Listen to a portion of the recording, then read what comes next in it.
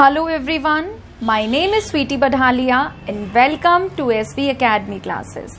तो आज हम लोग डिस्कस करेंगे पी ब्लॉक के सबसे लास्ट ग्रुप के बारे में, जो कि है आपका ग्रुप नंबर 18, जिसे हम नोबल गैस फैमिली भी कहते हैं। तो आप सभी को पता है कि अगर हम शुरुआत करें इसके एटॉमिक प्रॉपर्टीज से, इलेक्ट्रॉनिक कॉन्फ़िगरेशन से, तो ग्रुप 18 के अंदर हमारे पास कौन कौन सी गैसेज आती हैं? Helium, neon, argon, krypton, xenon and radon. ये सारी की सारी गैसेज होती हैं। हालांकि हीलियम एस ब्लॉक का है, ठीक है, क्योंकि अब ऑब्वियस सी बात है इसका जो लास्ट इलेक्ट्रॉन है वो एस ऑर्बिटल में है, बट फिर भी इसको कहां पर रखा गया है? ग्रुप 18 के अंदर रखा गया है, ठीक है। ये सारी की सारी गैसेज होती हैं, इनर्ट होती हैं, रिएक्ट नहीं करती हैं, इसीलिए इन्हें इनर्ट गैसेज के नाम से या नोबल गैसेज के नाम से भी हम जानते हैं। अगर हम बात करें इन गैसेस के एटॉमिक नंबर की, तो हीलियम का एटॉमिक नंबर होता है 2, नियॉन का 10, आर्गन का 18, क्रिप्टन का 36, जिनॉन का 54, रेडॉन का 86। So many times I have told you कि आप कुछ याद करें या ना याद करें, आपको ग्रुप 18 में कौन कौन सी गैसेज हैं, उनके क्या क्या एटॉमिक नंबर होते हैं, उनकी क्या क्या कॉन्फ़िगरेशन होती है, ये आपको जरूर पता होना चाहिए। क्योंकि अगर इनकी कॉन्फ़िगरेशन और एटॉमिक नंबर पता है तो आप बाकियों की इलेक्ट्रॉनिक कॉन्फ़िगरेशन बहुत ही आराम से लिख सकते हैं, ठीक है। तो देखिए, मासेज आप इसके याद कर लेना, इसमें कुछ समझाने वाला है नहीं। हीलियम का एटॉमिक नंबर 2 होता है, तो कॉन्फ़िगरेशन सिंपल सी बात है 1s2 होगी। फिर नीचे आएंगे, उसके बाद हीलियम के बाद क्या आता है? नियॉन। नियॉन के जब कॉन्फ़िगरेशन लिखेंगे तो इसमें होगा 1s2, 2s2, 2p6। Atomic number क्या है? 10 है, तो 10 को हम कैसे लिखेंगे? 1s2, 2s2, 2p6, और 1s2 की जगह हमने क्या लिखा है? हीलियम। फिर अगर हम बात करें नेक्स्ट आर्गन की, तो आर्गन के लिए हम नियॉन लिख देते हैं। अब नियॉन में एटॉमिक नंबर क्या है नियॉन का? 10 है, तो 10 तक इलेक्ट्रॉन आ गए, कितने बचे? 8, तो हम उसको कैसे लिखते हैं? 3s2, 3p6। फिर नियॉन के बाद लिखा जाता है argon, 4s2, 4p6। Quantum number आपका बढ़ता जा रहा है, अब 4s और 4p से पहले क्या आ जाता है? 3d10, ठीक है। ये आप लोगों को आती है कॉन्फ़िगरेशन लिखनी। फिर आर्गन के बाद क्रिप्टन। क्रिप्टन के लिए हम क्वांटम नंबर बढ़ा देंगे, 4s की जगह 5s आ जाएगा, 4p की जगह 5p आ जाएगा, और 5s से पहले क्या आता है? 4d10। फिर जिनॉन। जिनॉन के लिए हम क्या लिखेंगे? 6s, 5p किस में चेंज हो गया? 6p में, 6p6। फिर 6s से पहले आएगा 5d10, और 5d10 से पहले आएगा 4f14, ठीक है। तो वीडियो को पॉज करके आप इसकी इलेक्ट्रॉनिक कॉन्फ़िगरेशन नोट कर लीजिए, ठीक है। चलिए आगे बढ़ते हैं। तो अगर हम लोग डिस्कस करें इसके जनरल इलेक्ट्रॉनिक कॉन्फ़िगरेशन के बारे में, तो आपने देखा है कि जितनी भी नोबल गैसेज होती है सब में वैलेंस इलेक्ट्रॉन कितने होते हैं? 8। तो हम इसकी जनरल कॉन्फ़िगरेशन क्या लिखते हैं? NS2 NP6, ठीक है। आयोनाइजेशन एंथैल्पी की अगर हम बात करें, तो आयोनाइजेशन एंथैल्पी का मतलब क्या होता है कि अगर कोई एटम है और हम चाह रहे हैं कि उसके जो लूजली बाउंडेड वैलेंस इलेक्ट्रॉन है, ठीक है, वैलेंस शेल में से अगर वो एटम गैसियस फॉर्म में है तो हम उसके एक इलेक्ट्रॉन को निकालना चाह रहे हैं, तो हमें कितनी एनर्जी देनी पड़ेगी, ठीक है।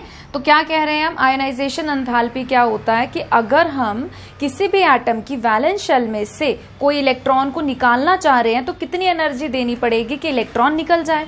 अब आपको क्या पता है? आपको ये पता है कि हम पढ़ रहे हैं नोबल गैसेज, ठीक है। नोबल गैसेज में वैलेंस इलेक्ट्रॉन कितने होते हैं? 8। इनकी ऑक्टेट क्या होती है? कंप्लीट, है ना। इनकी जो ऑक्टेट है वो क्या होती है? कंप्लीट। और ये क्या होते हैं? स्टेबल। अब इन्होंने स्टेबल कॉन्फ़िगरेशन अटेन कर रखी है और हम चाह रहे हैं कि उसकी स्टेबिलिटी को हम खराब करके, तोड़कर, ठीक है, या ओवरकम करके, मतलब स्टेबिलिटी को डिस्ट्रॉय कर रहे हैं और एक इलेक्ट्रॉन निकालना चाह रहे हैं। तो इलेक्ट्रॉन निकालना आसान होगा कि मुश्किल होगा?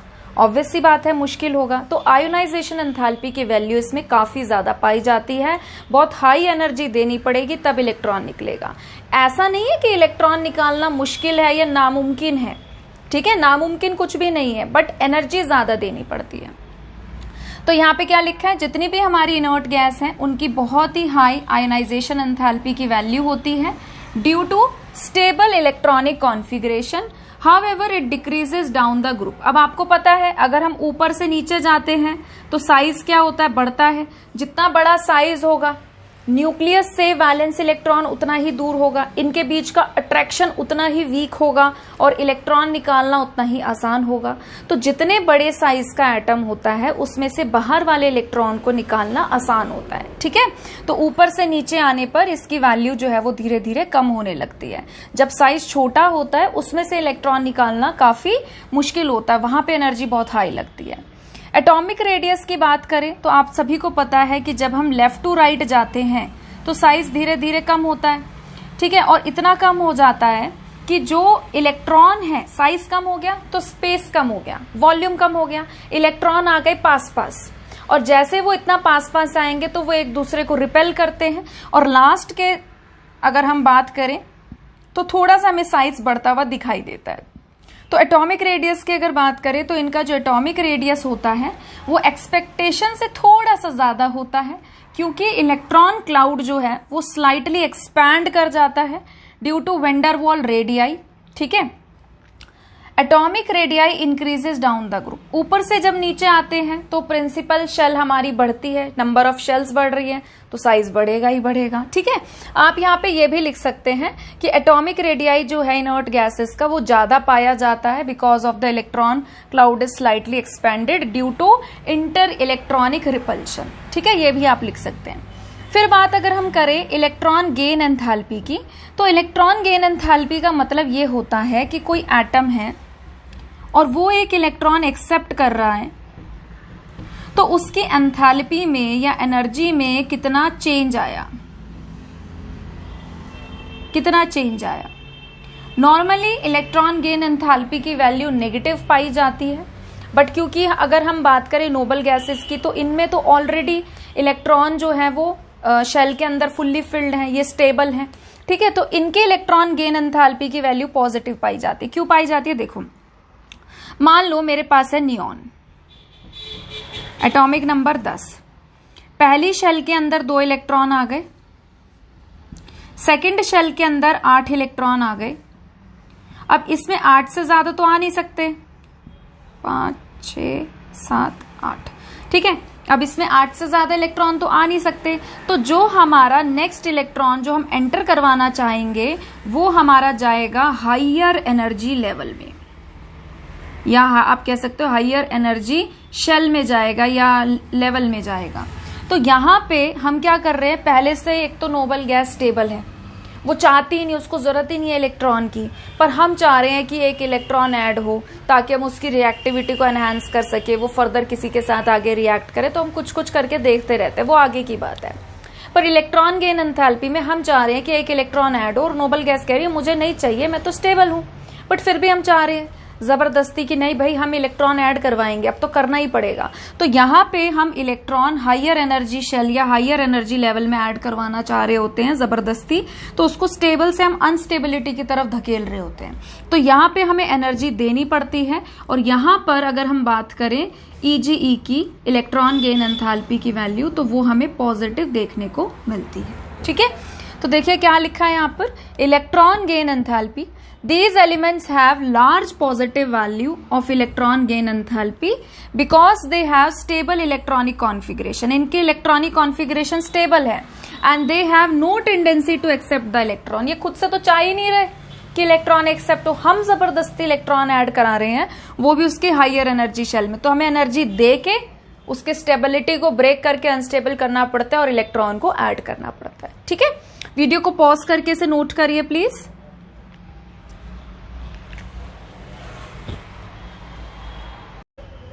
ठीक है, चलिए आगे बढ़ते हैं। अब अगर हम लोग डिस्कस करें इनकी फिजिकल प्रॉपर्टीज के बारे में, ऑलरेडी हम लोगों ने इसकी एटॉमिक प्रॉपर्टीज डिस्कस कर ली हैं। फिजिकल प्रॉपर्टीज इतनी काम की नहीं होती, ना यहाँ से कुछ आने का होता है। एटॉमिसिटी की बात अगर हम करें तो सबसे पहले आपको ये पता होना चाहिए कि एटॉमिसिटी का मतलब क्या होता है। जैसे कि आपने देखा होगा कि क्लोरीन जो है वो नेचर में Cl2 की फॉर्म में एग्जिस्ट करता है, ऑक्सीजन जो है वो O2 की फॉर्म में, O3 की फॉर्म में एग्जिस्ट करता है, फॉस्फोरस की बात करें वो P4 की फॉर्म में एग्जिस्ट करता है, सल्फर की बात करें वो S8 की फॉर्म में एग्जिस्ट करता है। तो एटॉमिसिटी का मतलब ये होता है कि जो भी उसका मॉलिक्यूल है वो कितने एटम से मिलकर बना है, कितने यूनिट से मिलकर बना है। ठीक है। तो Cl2 दो एटम से मिलके बना है क्लोरीन के, तो एटॉमिसिटी की वैल्यू 2, डायएटॉमिक हो गया, डायएटॉमिक, ट्राइएटॉमिक, 3 ऑक्सीजन के एटम से मिलके बना है, टेट्राएटॉमिक, ऑक्टाएटॉमिक। ठीक है। तो अब आप सबसे पहले ध्यान से इस बात को समझो, जैसे क्लोरीन है ये क्यों डायएटॉमिक फॉर्म में एग्जिस्ट कर रहा है। जैसे अगर क्लोरीन की बात करें तो क्लोरीन का देखो एटॉमिक नंबर क्या होता है 17, कॉन्फ़िगरेशन क्या होती है 287। ठीक है। क्लोरीन में वैलेंस इलेक्ट्रॉन है 7, आपको एक अनपेयर्ड इलेक्ट्रॉन दिख गया। आप चाहें तो इसकी कॉन्फ़िगरेशन को ऐसे भी लिख सकते हैं 1s2 2s2 2p6 3s2 3p5। ये तो हो गए आपके नियॉन, 3s में 2 इलेक्ट्रॉन और 3p में 5। तो क्या दिखाई दे रहा है आपको, एक अनपेयर्ड इलेक्ट्रॉन दिखाई दे रहा है ना। तो इन द सेम वे मैंने यहाँ पे इसका लुईस डॉट स्ट्रक्चर बनाया है। तो अपने आप को स्टेबल करने के लिए देखो जो चीजें जो हैं वो रिएक्ट कर रही हैं, किसी के साथ कंबाइन हो रही हैं, वो इसलिए होती हैं ताकि वो स्टेबिलिटी गेन कर सके। तो जब इन्हें कुछ नहीं मिलता तो ये अपने जैसे एटम के साथ ही कंबाइन हो जाते हैं और बॉन्ड बना लेते हैं। जब हम बात करते हैं किसकी, नोबल गैसेस की, तो नोबल गैसेस ऑलरेडी स्टेबल हैं। उनमें वैलेंस इलेक्ट्रॉन में अगर हम बात करें तो कोई अनपेयर्ड इलेक्ट्रॉन है ही नहीं। अगर कोई अनपेयर्ड इलेक्ट्रॉन नहीं है, सारे के सारे इलेक्ट्रॉन पेयर्ड हैं, तो वो किसी के साथ कंबाइन क्यों करेगा।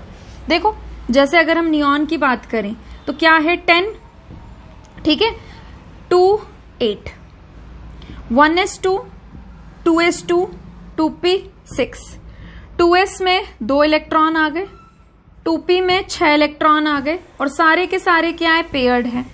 सारे के सारे पेयर्ड हैं, जब इसके पास कोई अनपेयर्ड है ही नहीं तो ये भला क्यों किसी के साथ रिएक्ट करेगा या जुड़ेगा। समझ में आया। ठीक है। तो अगर हम बात करें एटॉमिसिटी की, तो सारी की सारी गैसेस मोनो एटॉमिक होती है, सिंगल सिंगल एटम की फॉर्म में एग्जिस्ट करती है, क्योंकि इनमें अनपेयर्ड इलेक्ट्रॉन, सिंगल इलेक्ट्रॉन होता ही नहीं है। ठीक है। उसके बाद बात करें फिजिकल स्टेट की, तो ये सारी की सारी गैसेस कलरलेस होती हैं, ऑर्डरलेस होती हैं, टेस्टलेस होती हैं, and they are sparingly soluble in water. Water के अंदर ज्यादा बहुत अच्छे से मिक्स नहीं होती है। मेल्टिंग एंड बॉइलिंग पॉइंट की बात करें तो अब आप खुद देखो, इन बेचारों के पास कोई और inter atomic force of attraction तो होता नहीं है, except dispersion forces. London forces इसमें एग्जिस्ट करती है, वेंडरवॉल तो हर किसी में एग्जिस्ट करती है। तो इनमें कोई स्ट्रॉन्ग एक तरीके का इंटर एटॉमिक अट्रैक्शन तो होता नहीं है, तो बेचारी दूर दूर पड़ी होती हैं। तो अगर हम बात करें मेल्टिंग और बॉइलिंग पॉइंट की, तो कोई अट्रैक्शन, स्ट्रॉन्ग अट्रैक्शन ना होने की वजह से इनका मेल्टिंग और बॉइलिंग पॉइंट कम पाया जाता है। उसके बाद है, अगर हम केमिकल प्रॉपर्टीज की बात करें तो नोबल गैसेस जो हैं ये सबसे लीस्ट रिएक्टिव में से मानी जाती हैं, सबसे कम लो होती है इनकी केमिकल रिएक्टिविटी। उसके 2 रीजन है। एक तो इनके electronic configuration completely fully filled है ना, कोई अनपेयर्ड इलेक्ट्रॉन है नहीं, या कोई इलेक्ट्रॉन की कमी तो इनके पास होती नहीं है। जब इनको इलेक्ट्रॉन की नीड ही नहीं है तो किसी के साथ क्यों रिएक्ट करेगी, तो केमिकल रिएक्टिविटी कम होती है इनकी। They have high ionisation enthalpy, फिर इनमें से इलेक्ट्रॉन निकालना भी जो है काफी हाई एनर्जी देंगे तब निकलता है। More positive electron gain enthalpy, फिर ऊपर से एनर्जी और देनी पड़ती है, निकाल भी नहीं रहे जल्दी से इलेक्ट्रॉन, और अगर हम ऐड कराना चाह रहे तो उसमें भी पहले एनर्जी दो फिर इलेक्ट्रॉन ऐड करो। तो इसके साथ बड़े ही स्यापे पे स्यापे होते हैं, तो इसीलिए they are least reactive in nature. ठीक है। वीडियो को पॉज करके इसे नोट करिए प्लीज। ठीक है, चलिए आगे बढ़ते हैं। अब हम लोग जो टॉपिक पढ़ने वाले हैं इसे आप मार्क कर लीजिए, वेरी इंपॉर्टेंट। ये आपको बोर्ड में मिल सकता है क्योंकि ये एनसीईआरटी क्वेश्चन है और बहुत आसान है। ठीक है। तो अगर हम बात करें, देखिए बचपन से हम ये पढ़ते आ रहे हैं कि ग्रुप 18 में नोबल गैसेज होती हैं, ये किसी के साथ रिएक्ट नहीं करती, but we are human beings, हम हर चीज की डिस्कवरी कर लेते हैं, ठीक है, कुछ ना कुछ करके ही। तो अगर हम बात करें कि नोबल गैसेस, ठीक है, इसका श्रेय किसको जाता है, किसने सबसे पहले नोबल गैस का कंपाउंड डिस्कवर किया था, तो उन साइंटिस्ट का नाम है नील बार्टलेट। नील बार्टलेट एक्चुअली में क्या कर रहे थे, उन्होंने जो एक एक्सपेरिमेंट किया था, PTF6 का एक्सपेरिमेंट किया था उन्होंने O2 के साथ, और वहां से उन्हें एक कंपाउंड मिला।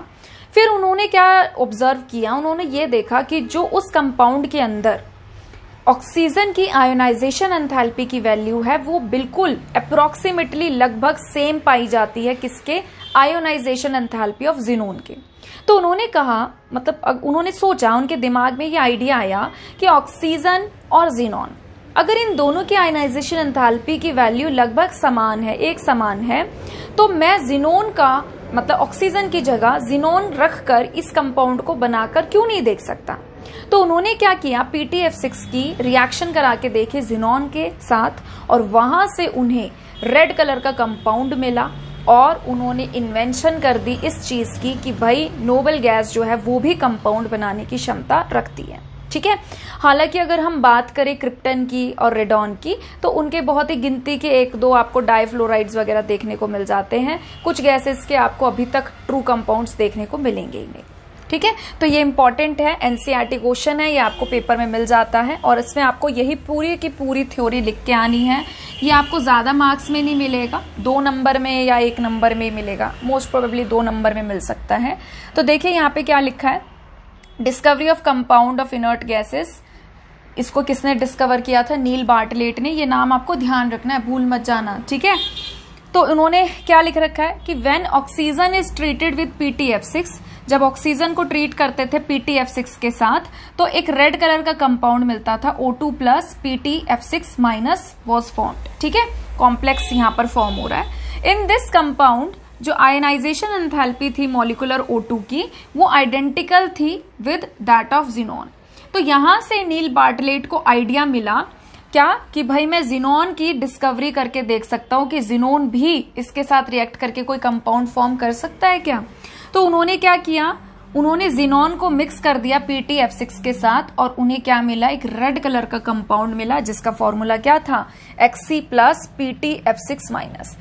तो आपको 3 बातें ध्यान रखनी है इस टॉपिक में। किसने डिस्कवरी की, नील बार्टलेट ने। कैसे उन्हें आइडिया मिला, उन्हें आइडिया मिला ऐसे कि जो मॉलिक्यूलर ऑक्सीजन का आयनाइजेशन एंथैल्पी था वो आइडेंटिकल था जिनोन से। कौन सा पहला कंपाउंड या पहली कौन सी ऐसी गैस है जिसकी डिस्कवरी हुई थी, तो आपको ध्यान रखना है जिनोन था। और कौन सा हमारा कॉम्प्लेक्स था, Xc प्लस PTF6 माइनस। ठीक है, तो इसको इंपॉर्टेंट मार्क कर लीजिए और बहुत आसान है, इसमें कुछ मुश्किल तो है नहीं। ठीक है, तो इसको आप अच्छे से याद कर लेना, ये आपको पेपर में जरूर मिल सकता है। वीडियो को पॉज करके इसे नोट करिए प्लीज।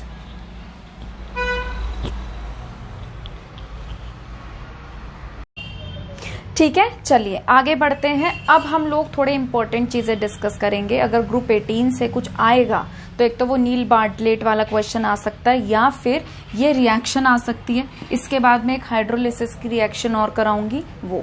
तो ग्रुप 18 में से इन 2 चीजों के आने के चांसेस ही ज्यादा रहते हैं, बाकी कुछ आने का चांसेस ज्यादा नहीं रहता। तो जिनोन और फ्लोरीन के कंपाउंड की अगर हम बात करें, हाँ यहां से एक स्ट्रक्चर भी आ सकता है, लास्ट में मैं आपको स्ट्रक्चर कराऊंगी। तो 3 चीजें इंपॉर्टेंट है, नील बार्टलेट वाला, केमिकल रिएक्शंस जो अभी मैं पढ़ा रही हूं आपको, और एक हाइड्रोलिसिस की कराऊंगी और एक स्ट्रक्चर। तो ये 3 चीजें हैं जिसमें से आने के चांसेस होते हैं। ठीक है, तो देखिए क्या है, जिनोन और फ्लोरीन के कंपाउंड की अगर हम बात करें तो जिनोन जो है वो 3 तरीके के बाइनरी फ्लोराइड बनाता है, XCF2, XCF4 और XCF6। बहुत आसान से रिएक्शन है, कुछ नहीं करना, डायरेक्ट कॉम्बिनेशन रिएक्शन हो रही है। Xenon F2, xenon F2, xenon F2। मतलब ऑब्वियस सी बात है, जिनोन के फ्लोराइड बनाने तो एक तो जिनोन लगेगा, एक फ्लोराइड लगेगा, है ना, फ्लोरीन लगेगा। अगर आपको कुछ याद रखना है तो आपको इनकी रेशो याद रखनी पड़ेगी और आपको टेम्परेचर और प्रेशर की कंडीशन याद रखनी पड़ेगी, इतना आपको करना पड़ेगा। रिएक्शन बहुत आसान है। जिनोन और फ्लोरीन ले रहे हैं, फ्लोरीन अगर एक्सेस में ले रहे हैं, टेम्परेचर अगर रहेगा 673 केल्विन से 1 बार प्रेशर तक, तो बनेगा XCF2। सारे सॉलिड बनते हैं इसमें। जिनोन और आप F2 ले रहे हैं 1:5 की रेशो में, टेम्परेचर आपको लेना पड़ेगा 873 केल्विन, प्रेशर आपको लेना पड़ेगा 7 बार, बनेगा XCF4 सॉलिड। जिनोन ले रहे हैं फ्लोरीन के साथ, रेशो है 1:20। ठीक है, टेम्परेचर आपका लगेगा 573 केल्विन और प्रेशर लगेगा 60 से 70 बार। देखो कितना ज्यादा प्रेशर लग रहा है, तो जाके बनेगा XCF6। तो इसको बनाना इतना आसान भी नहीं होता, ये तो चलो फिर भी बन रहा है बहुत आसानी से, बट इसके लिए आप देखो बहुत ही ज्यादा आपको प्रेशर लग रहा है। फिर उसके बाद अगर हम बात करें XCF6 की, तो इसको हम एक और तरीके से प्रिपेयर कर सकते हैं। XCF4 और XCF2 की रिएक्शन करा सकते हैं 143 केल्विन टेम्परेचर पर। XCF4 लिया, O2F2 के साथ रिएक्शन कराई 143 केल्विन पर, तो मिलेगा XCF6 एंड O2। तो केमिकल रिएक्शंस आपको हर हालत में याद करनी है, इसके स्ट्रक्चर है उसका भी थोड़ा सा ध्यान रखना। यहां से आपको क्वेश्चन जरूर मिल सकता है पेपर में, और वो नील बार्टलेट वाला क्वेश्चन भी मिल सकता है। ठीक है, तो वीडियो को पॉज करके इसे नोट करिए प्लीज।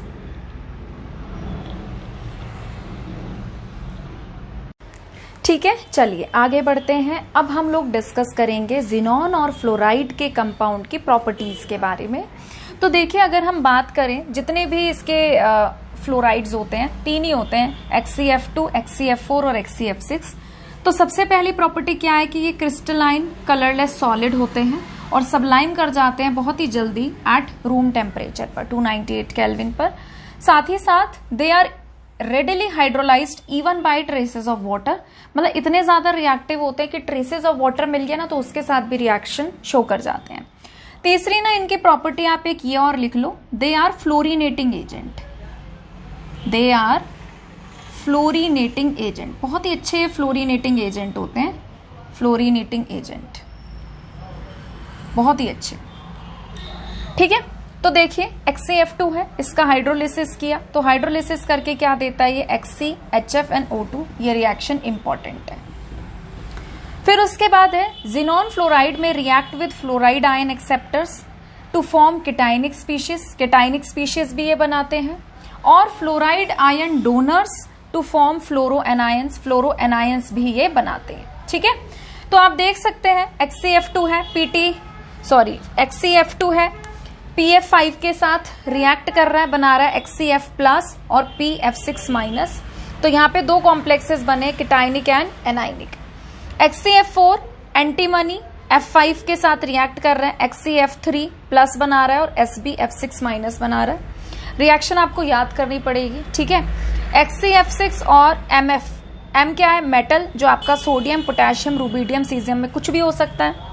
आपको पता है मेटल क्या करते हैं, देने का काम करते हैं इलेक्ट्रॉन, तो मेटल तो बनाएगा ही केटायन, और ये फ्लोरीन इसके साथ आके जुड़ जाएगा, बनाएगा XCF7 माइनस। ठीक है, तो वीडियो को पॉज करके इसे नोट करिए प्लीज।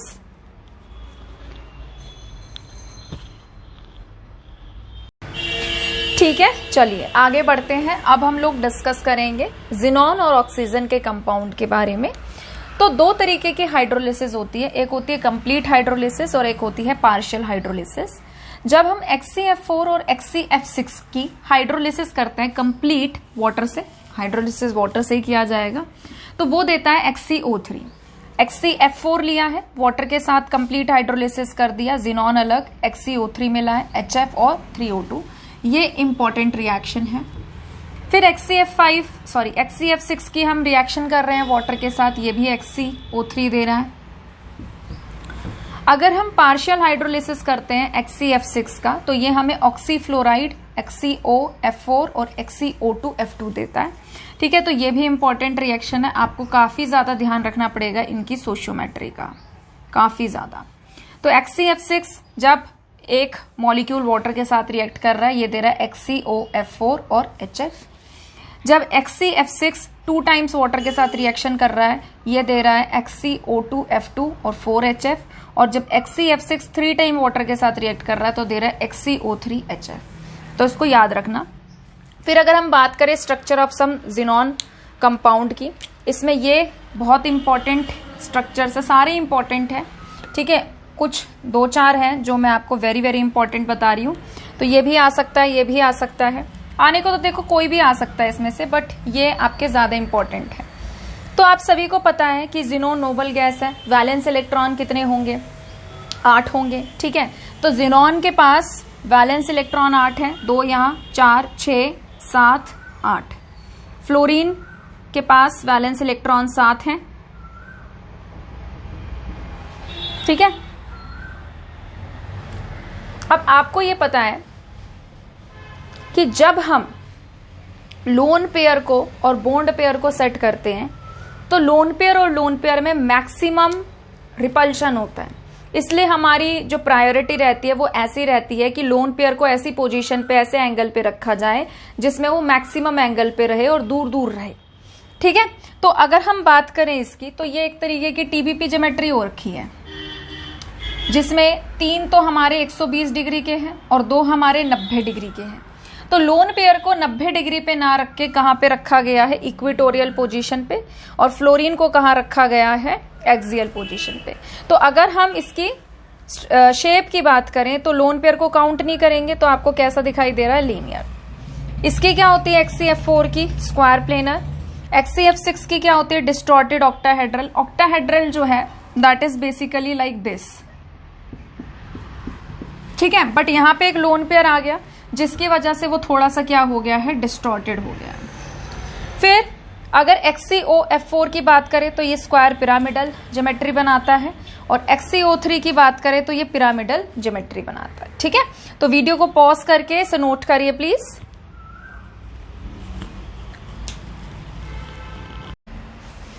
ठीक है, चलिए अब हम लोग बढ़ते हैं लास्ट टॉपिक की तरफ, और वो क्या है, यूजेस ऑफ नोबल गैसेस। तो देखिए बहुत सारे यूजेस होते हैं, आप चाहे तो किसी भी बुक से पढ़ सकते हैं, बट मैंने उन्हीं गैसेस के यूजेस के बारे में लिखा है जिस पे बेस्ड एनसीईआरटी क्वेश्चन है, ठीक है। तो हीलियम और नियॉन के यूजेस पूछ रखे हैं एनसीईआरटी क्वेश्चन में। हीलियम को हम यूज करते हैं, बहुत ही लाइट गैस होती है, तो बलून के अंदर हम इसको फिल करते हैं मेट्रोलॉजिकल ऑब्जर्वेशंस के लिए। हीलियम को हम ऑल्सो यूज करते हैं कहाँ पर, गैस कूल्ड न्यूक्लियर रिएक्टर्स में, और ऑक्सीजन को डाइल्यूट करने के लिए in modern diving apparatus because of its very low solubility in blood. तो जितने भी स्कूबा डाइवर्स होते हैं, तो जब वो ऑक्सीजन सिलेंडर लेके स्विमिंग के लिए नीचे गहरे समुद्र में कूदते हैं, तो ऑक्सीजन को जब डाइल्यूट किया जाता है तो वहां पर नाइट्रोजन के साथ साथ हीलियम गैस को भी यूज किया जाता है, ठीक है। नियॉन को हम यूज करते हैं डिस्चार्ज ट्यूब में और फ्लोरोसेंट के लिए, ये चमकता है, ठीक है। चमकने थोड़े सी फ्लोरोसेंट प्रॉपर्टी होती है, तो वहां पे जो भी हमें ऐसे बल्ब चाहिए वहां पे यूज करते हैं नियॉन को।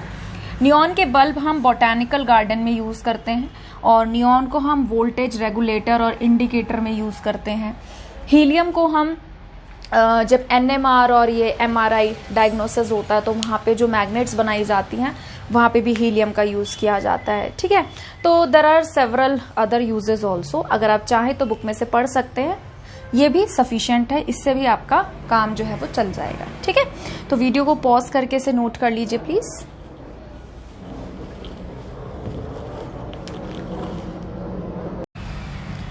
ठीक है, तो आज के लिए इतना ही, और फाइनली हम लोगों ने ग्रुप 18 के साथ साथ पी ब्लॉक चैप्टर को भी कंप्लीट कर लिया है।